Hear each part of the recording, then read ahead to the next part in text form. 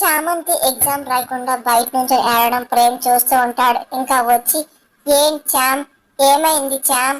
ప్రేమ్ అనగానే నేను స్లిప్పులు పెట్టాను చెప్పేసి నన్ను డీపార్ట్ చేసి బయటికి పంపించాను సారు అని చామంతి ఏడుస్తూ చెప్తూ ఉంటుంది.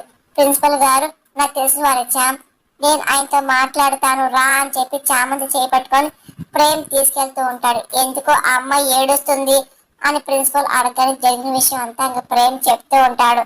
ఇంకా అసలు తిన లైఫ్ అంబిషన్ సార్ అని ప్రేమ్ అనగానే ఏడ్చినంత మాత్రాన ఎగ్జామ్ ఏమి రాయనేమో అని ప్రిన్సిపల్ అనగానే తన మెయిల్ స్టూడెంట్ సార్, మన కాలేజ్ టాపర్ సార్ అని ప్రేమ్ అనగానే కాలేజ్ లో కాపీ కొట్టి ఇలా చేసి టాపర్ అయి ఉండొచ్చు కదా అని ప్రిన్సిపల్ అన్న మాటలకి తను తప్పు చెయ్యదు అంటున్నా అని ప్రేమ్ చాలా సీరియస్ గా మాట్లాడుతూ ఉంటాడు.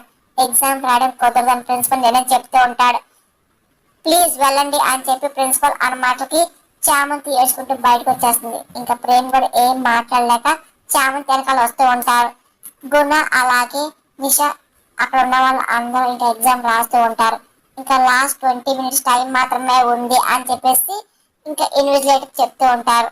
అది విన్న చామంతి అదే పని ఏడుస్తుంది. ఇంకా ప్రేమ్కి చామంతికి ఏం చేయాలో అర్థంగా టెన్షన్ పడుతూ ఉంటారు.